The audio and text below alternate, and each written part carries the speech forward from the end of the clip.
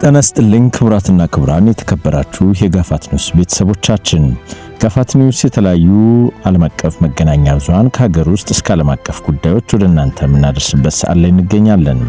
በዋናነት ከያዝናቸው ጉዳዮች ውስጥ ሁለት ጀልባዎች እርስ በርስ መጋጨታቸውን ምክንያት በጣና ሐይቅ ላይ ስለደረሰው አደጋና ሟቾቹን ፈልጎ ለማግኘት አደጋ ስለመሆኑ ከሀገር ውስጥም አባቱ ዳኛ ልጁ ቀማኛ ማለት እንዲህ ነው። እንግዲህ ፕሬዝዳንት ሙሴቬኒ በልጃቸው የሚመራ ጸረ ሙስና ዘመቻ በባለስልጣናት ላይ ስለመጀመራቸው በበርካቶች ዘንድ ስለመገረሙ፣ አሜሪካ ኩባን ማስፈራራት እንድታቆም ቻይና ስለማስጠንቀቋም፣ በሆርሙዝ በኩል ለማሳለፍ ገንዘብ መጠየቅ ተቀባይነት እንደሌለው የአሜሪካ ውጭ ጉዳይ ሚኒስቴር ስለማሳሰቡ፣ እነኚህን ጉዳዮችና ሌሎች አንኳር ጉዳዮችን በዝርዝር ይዘናል። እስከ ፍጻሜ ድረስ አብራችሁን ቆዩ።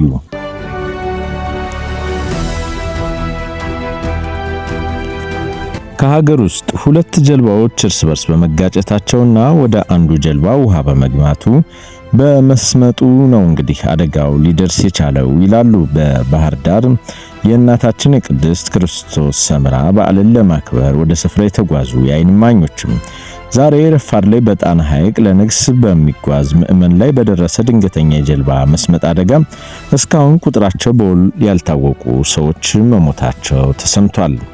አደጋው የደረሰው ወደ ቅድስት ክርስቶስ ሰምራ ገዳም ዓመታዊ የንግስ በዓል ለማክበር የሚሄዱ ኦርቶዶክስ ተዋሕዶ እምነት ተከታዮችም በመሄድ ላይ ያሉ ልዩ ስሙ መጸሊ ፋሲል ደስ የሴቶች ገዳም ተብሎ በሚጠራው ቦታ አለፍ ብሎ ነው አደጋው የደረሰው።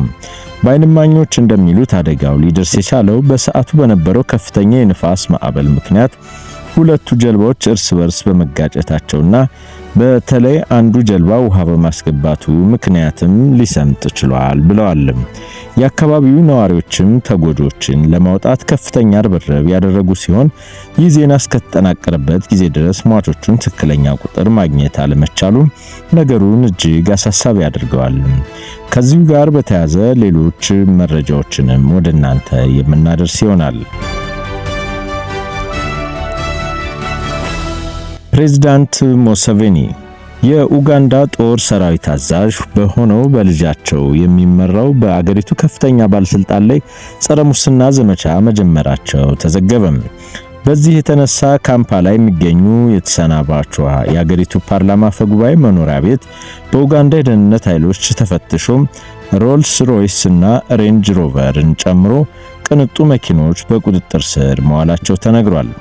የአገሪቱ ጦር አዛዥና የፕሬዝዳንት ልጅ የሆኑት ሙሃዚ ካይሩንጋባ አባታቸው ኡጋንዳ ውስጥ የሚገኝ ማንኛውንም ሰው በቁጥጥር ስር የማዋል ስልጣን እንደሰጧቸው ተናግረዋል። ይህ ማለት እንግዲህ አባት ዳኛ ልጅ ቀማኛ እንደሚለው ነው የአገሬው ሰው። የጸረ ሙስና ዘመቻና ለአራት አስርት ዓመታት ኡጋንዳን እየመሩ ባሉት በፕሬዝዳንት ዮዌሪ ሙሴቬኒ ትዕዛዝ የሚካሄድ ሳይሆን እንደማይቀርም ይታመናል። ቤታቸው የተፈተሸው አፈጉባኤ የፕሬዝዳንቷ የቅርብ ሰው ተደርገው ይታዩ የነበረ ሲሆን ለረጅም ጊዜ ስማቸው ከሙስና ጋርም ሲነሳ ቆይቷል። በዚህም በብሪታንያና በአሜሪካ ማዕቀቦችም ተጥሎባቸዋል። አሁን ከባለስልጣኗ ቤት የተያዙት ውድ ንብረቶች በጨረታ ተሽጠው ገንዘቡ ለሕዝብ እንደሚመለስ የጦር አዛዥ ተናግረዋል። በማህበራዊ ሚዲያ ላይ በሚያጋሯቸው መልእክቶች አነጋጋሪ የሆኑት የፕሬዝዳንቱ ልጅ ከሰሞኑ ባሰራጩት ጽሑፍ በዋና ከተማዋ ባሉ መንገዶች ላይ ጉድለት ከተገኘ የግንባታውን ኮንትራክት የወሰዱት ሰዎች አንገታቸውን እንደሚቀሉ መግለጻቸው ምን ያክል አምባገነን እንደሆነ ያሳየ መሆኑን ተዘግቧል።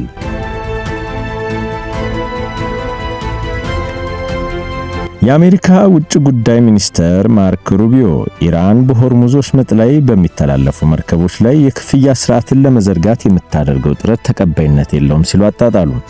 በማያሚ አውሮፕላን ማረፊያ ለጋዜጠኞች ባደረጉት ንግግር በሆርሙዝ ወሽመጥ ለማለፍ ክፍያ መጠየቅ ተቀባይነት እንደሌለው እኛ ብቻ ሳንሆን ዓለም ይስማማበታልም ብለዋል።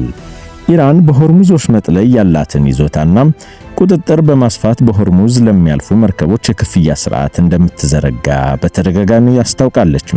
ይህንን የተቃወሙት ማርኮ ሩቢዮ በጉዳዩ ላይ የተባበሩት መንግስታት የጸጥታው ምክር ቤት የውሳኔ ሐሳብ ማርቀቁንም ገልጸዋል። በባህሬን የቀረበው ውሳኔ ሐሳብ ከ100 በላይ ሀገራት ደግፈዋል። የውጭ ጉዳይ ሚኒስትሩም በጸጥታው ምክር ቤት ታሪክ ብዙ ደጋፊ ያገኘ ውሳኔ ሐሳብም ነው ብለዋል።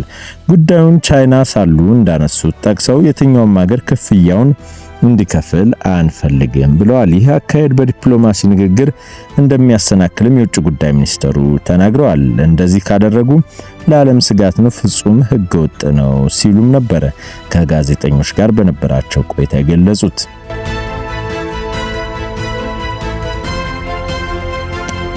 አሜሪካ ኩባን ማስፈራራት እንዲሁም ጫና ለማሳደር መሞከር እንድታቆም ቻይና አስጠነቀቀችም። የአሜሪካ ፍርድ ቤት የ94 ዓመቱ የቀድሞ ኩባ ፕሬዝዳንት ራውል ካስትሮ ላይ ክስ መመስረቱን ተከትሎ ነው ቻይና ማሳሰቢያ የሰጠችው።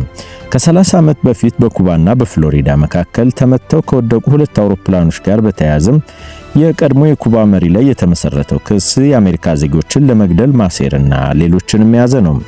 4 ሰዎች የሞቱበት ክስተት የሁለቱ ሀገራት ዲፕሎማሲያዊ ግንኙነት አሻክሯልም። የአሜሪካው ፕሬዝዳንት ዶናልድ ትራምፕ የኩባን ኮሚኒስት መንግስት መገርሰስ እንደሚፈልጉ በተደጋጋሚ ይደመጣሉ። የቻይና ውጭ ጉዳይ ሚኒስትር ቃል አቀባይ ጋዋን ጂዋንኩን አሜሪካ በየአጋጣሚው ኩባን ማስፈራራት ማቆም አለባትም ሲሉም የቻይናን ቁርጥ ያለ አቋም ነው የተናገሩት። ቻይና በጽኑ ኩባን ትደግፋለች። በውጭ ኃይሎች በማንኛውም አውድ ኩባ ላይ የሚደርስ ጫና ቤጂንግ ትቃወማለች ሲሉም ተናግረዋል። ቃል አቀባዩ የአሜሪካ ማዕቀፍና የሕግ መዋቅር በመጠቀም ኩባን ማስፈራራትና ጫና ማሳደር ማቆም አለባትም ብለዋል።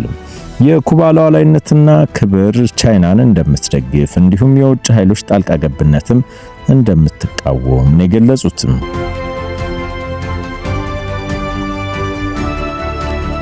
አሜሪካና እስራኤል በከፈቱት ጥቃት ወታደራዊ አቅሟ የተመታባት ኢራን የተኩስ አቁም ከተደረገ ወዲህ ወታደራዊ ኢንዱስትሪዎቿ በፍጥነት እየገነባች እንዲሁም የተወሰኑ ድሮኖችን እያመረተች መሆኑን ሲኤንኤን የአሜሪካ ስለላን መረጃ ጠቅሶ ዘገበም።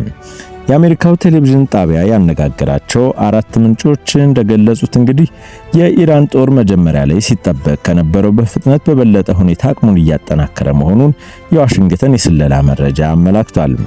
በአሁኑ ጦርነት ጥቃት የተፈጸመባቸው ሚሳኤል ስፍራዎች፣ ማስወንጨፊያዎችና የማምረቻ አቅሞች እየተተኩ መሆኑን ኢራን በቀጠናው ለሚገኙ የአሜሪካ አጋሮችም አሁንም ትልቅ ስጋት መሆኑን ያሳየ ነው ተብሏል።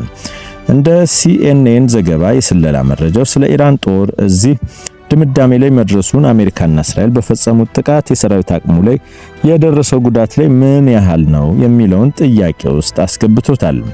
የተለያዩ የጦር መሳሪያ ክፍሎችን ማምረት ለመጀመር የሚያስፈልገው ጊዜ የተለያየ ቢሆንም ኢራን በድሮን ጥቃት የመፈጸም አቅሟን በ6 ወር ውስጥ ሙሉ በሙሉ ወደ ነበረበት መመለስ እንደምትችል አንድ የአሜሪካ ምንጭ መናገራቸውን ዘገባው ገልጿል።